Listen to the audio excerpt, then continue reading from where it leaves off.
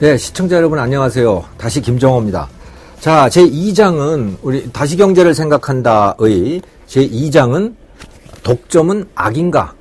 라고 하는 이 챕터입니다. 자, 여기서 저는 두 가지 말씀을 드리고 싶네요. 크게 두 가지. 하나는 자, 독점이라고 하는 것을 과연 나쁜 걸로 봐야 되는가?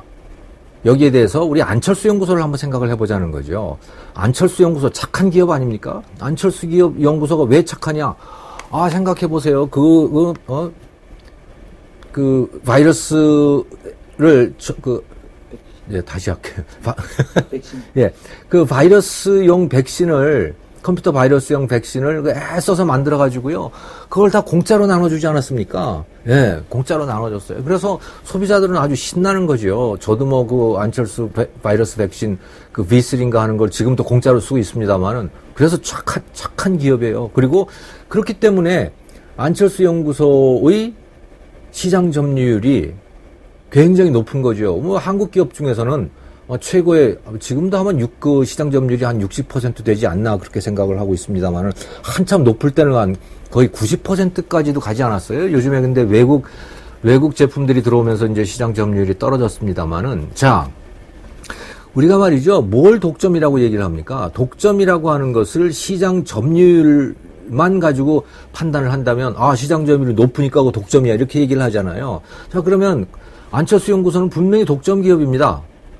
그럼 독점 기업이 그래서 나쁘냐? 뭐가 나쁜가요? 공짜로 줘서 사람들이 많이 쓰고 있는데 그러니까 물건값을 좋은 물건을 값싸게 주는 것은 사실은 그건 기업이 할 수 있는 최선의 가장 착한 일이 바로 그거인 거죠. 좋은 물건을 싸게 공급한다는 거예요. 그거는 안철수 연구소든 그게 무슨 이마트든 홈플러스든 그게 삼성전자든 간에 좋은 물건 싸게 공급하는 것은 기업이 할 수 있는 최선의 가장 착한 일이다라고 하는 그런 얘기예요. 그런데 자, 그런 한 가지 측면이 있죠. 이게 소비자의 입장에서 보는 겁니다. 자, 그런데 그 경쟁자의 입장에서는 어떤가요? 여러분, 권석철 사장이라고 혹시 아십니까? 예, 한때 하울이라고 하는 우리나라 컴퓨터 바이러스 백신 업계에 잘 나가는 그 기업이 하나 있었어요. 하울이. 이게 거의 유일하게 안철수 연구소의 경쟁자였죠. 그런데 안철수 연구소가 그냥 모든 걸 다 공짜로 뿌리는 바람에 하울이, 권석철 사장의 하울이라고 하는 컴퓨터 이 보안업체는 완전히 그냥 뭐 다, 이 사람도 공짜로 해야 되는데, 안철수는 그래도 어디 저 기업에 가서라도 돈도 받아오고 정부 프로젝트도 받고 뭐 그래가지고선 제법 장사를 하는데, 이 권석철이라는 사람은 정부 상대 장사를 잘 못했던 거예요. 그런데 이 컴퓨터 바이러스 백신도 돈 받고 팔 수가 없는 거 아닙니까? 안철수가 다 공짜로 뿌리니까. 이게 결국은 하울이는 망하고 말았죠. 예. 뭐 하울이가 지금도 있기는 합니다만은 다른 사업을 하고 있죠. 예. 권석철 사장은 망했습니다. 안철수 때문에 망한 거예요. 자, 이런 상황을 한번 보자 이거예요. 소비자에게 최선의 행동을 한 거죠, 안철수는. 그런데 그게 경쟁자에게는 최악의 경쟁 행위인 거예요. 자, 그러면 안철수는 잘못했습니까? 컴퓨터 바이러스 백신 업체 사장으로? 잘한 겁니다. 그런데 문제는 뭐냐? 우리가 안철수는 착한 기업가라고 보잖아요. 그 똑같은 가치 기준을 가지고 다른 기업들을 보면 된다는 겁니다. 예. 그런데 안철수에다 갖다 대는 그 잣대와 이건희에다 갖다 댄 잣대가 다르다는 거예요. 안철수에다 갖다 대는 잣대와 정용진한테 갖다 대는 잣대가 다르다는 거죠. 왜? 그건 잘 모르겠어요. 아마 안철수가 정치를 잘하기 때문에 그렇겠죠. 사람들의 마음을 잘 사로잡기 때문에 그럴 겁니다만은 사실은 이거는 옳지 못하다. 그러니까 안철수 연구소에다 갖다 대는 똑같은 잣대를 다른 기업에다가도 갖다 대야 된다라고 하는 그런 이야기가 이 챕터에 하나 나오고요. 또 하나는 이 문어발 이야기가 나옵니다. 그래서 우리나라는 기업이 그러니까 우리나라 기업들의 공통적인 모습이 바로 문어발이라고 하는 건데, 제가 그래서 여기서 하나의 사례로 KD 운송그룹이라고 하는 그 운송그룹을 여기다 하나 소개를 하고 있어요. 이게, 옛날에 대원역에 했던 거기 아닌가 모르겠는데, 맞아요. 1972년에 대원여객을 모태로 해가지고 설립된 기업입니다만은 매출액이 2009년 매출액이 7,300억 원이나 되니까 뭐 이제는 상당히 큰 중견 기업이 되어 있는 그런 버스 회사예요. 버스 운송 회사인데 자, 근데 재밌는 건 말이죠. 여기 버스 운송에 특화되어 있는 회사임에도 불구하고 이 회사의 계열사들을 보면 또 아주 참 희한합니다. 여기 보시면요, 여기 65페이지에 나오는데 KD 운송그룹의 이제 계열사들이에요. 그러면 KD 김치공장이 있고요, KD 푸드피아가 있고, 김치공장은 김치 만드는 데입니다. KD 푸드피아는 여기 그 KD 운송그룹 임직원들한테 이제 급식해주는 그 회사예요. KD 어페럴은 KD 운송그룹 그 임직원들 근무복, 운전기사들이 입는 그 옷들 있잖아요. 그거 제공하는 데고, KD 인쇄소가 있어요. 또 여기도 인쇄사업부는 KD 운송그룹을 위한 전문 인쇄업체입니다. 이건 또 뭐 하는 데냐? 그 버스에다가 버스에 보면 광고판들 많잖아요. 그 광고지들. 그거 갖다가 인쇄해가지고 갖다 붙이는 데고요. KD 에너지텍이라고 하는 게 있고, 이거는 뭐 이제 주유소입니다. 이게 지금. KD 폐차장이 있고요. 자, 보세요. 도대체 버스 회사가 왜 이런 계열사들을 갖고 있을까요? 이게 지금 그 재벌 기업이 아니어서 그렇지, 만약에 삼성그룹이 만약 이렇게 했다 그러면 아마 이거 뭐 아우성이 났을 겁니다. 도대체 무슨 골목상권 뭐라고 하면서. 그런데 도대체 왜 버스 회사가 왜 이런 걸 하고 있을까요? 네. 이 KD 운송그룹 회장님이 하는 얘기입니다. 다른 데서 하면 마음에 안 든다는 거예요. 네. 다른 데다가 급식 맡겨봤더니 마음에 안 든다는 거예요. 그래도 급식을 직접 해야 되겠다는 겁니다. 옷도 다른 데다 맡겨봤더니 마음에 안 든다는 거예요. 그래서 직접 자기들한테 필요한 걸 직접 만들겠다는 겁니다. 이게 바로 일감 몰아주기인 거죠. 예. 또 김치도 마찬가지예요. 다른 데 김치는 맛이 없대요. 그래서 맛이라고 하는 게 뭐 자기가 맛있다 그러면 맛있는 거 아닙니까? 맛없다 그러면 맛없는 거고. 그래서 김치도 일감 몰아주기를 하고 있는 겁니다. 이거 뭐 친척한테 줬는지 누구한테 줬는지는 알 수는 없지만 뭐 아무튼 이렇게 되는 거예요. 인쇄도 그렇지, 뭐 옷 만드는 것도 그렇지, 정비도 직접 하지, 다 그런 거예요. 그런데 이게 잘못됐나요? 이거 뭐가 잘못됐냐는 거예요, 이게. 그러니까 사실은 우리나라 사람들 이런 게 지금 아직도 사실 있는 것 같아요.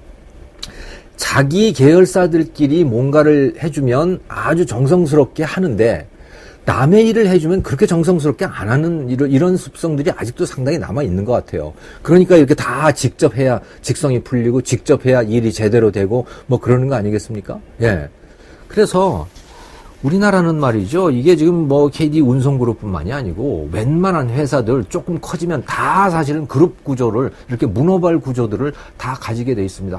하다못해 여기 이게 보면 그 길가에 있는 그 전단지 가로수 뭐 이런 거 있잖아요. 그런데도 보면 다 그게 계열 구조를 가지고 있습니다. 문어발식으로 돼 있거든요. 왜?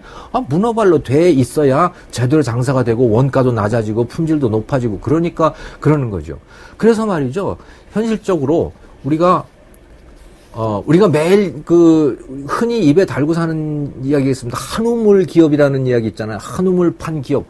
그거 굉장히 좋은 거로 얘기를 하죠.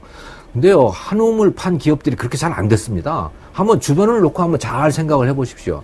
한우물 파서 그렇게 잘 된 기업들이 그렇게 커진 기업이 있느냐? 뭐 한우물 파가지고 특별히 망한 기업도 뭐 사실은 눈에 잘 안 띄지만 왜냐하면 한우물 파서 그렇게 커진 기업이 별로 없기 때문이에요. 네. 뭐 에이스 침대라든가 뭐 또는 한국 도자기라든가 뭐 이 정도 또는 뭐 유한양행 뭐 이 정도를 생각해 볼 수 있는데 그런 기업들이 그렇게 컸냐고요. 별로 안 컸습니다. 뭐 오뚜기 같은 데도 생각해 보시면 그 별로 컸느냐? 별로 안 컸어요. 그러니까 우리나라는 대체적으로 보면 한우물 판 기업들이 그렇게 안 크고 이것저것 일을 벌리고 하는 기업들이 규모가 커지고 그러는 거죠. 그만큼 그게 경쟁력이 있고 소비자의 선택을 받고 자본시장의 선택을 받고 그렇기 때문에 그런 거예요. 즉 문어발 구조를 갖고 있어야 원가도 낮아지고 전반적으로 품질도 높아지고 그렇게 되더라는 거죠. 예. 참 이게 모양은 그렇게 아름답지 못하지만 그게 우리나라의 현실인 것입니다. 그리고 심지어는 제가 우스갯소리로 뭐 여기다 그렇게 썼습니다만은 자, 문어발에 대해서 뭐 가장 비판하는 그런 데가 참여연대 아니겠습니까? 뭐 경실련 이런 데도 그렇고. 참여연대의 조직을 한번 제가 그래서 들여다봤습니다. 이게 70페이지에 나옵니다만은 참여연대라고 하는 그 시민단체마저도 그 안에 온갖 조직들을 다 가지고 있어요. 뭐 무슨 조세도 하지요. 거기에 재정도 하지요. 거기 기업 정책도 하지요.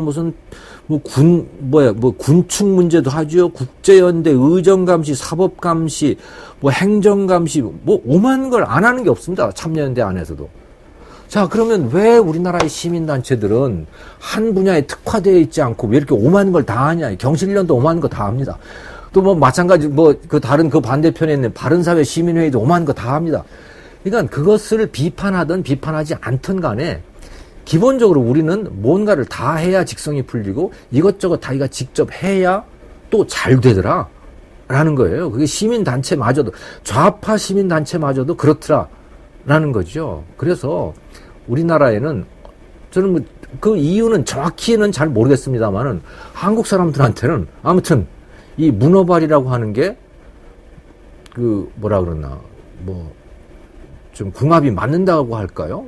아무튼 그런 우리의 특성에 맞는 뭐 그런 속성들이 있는 것 같아요. 그래서 아무리 그 문어발을 잘라내고 뭘 어떻게 가두어 놓고 하더라도 계속해서 그 문어발들이 생기고 있는 거 아닌가. 일감 몰아주기라고 하는 것도 그런 관점에서 바라봐야 되는 것 아닌가. 예, 그런 내용이었습니다. 제2장의 핵심.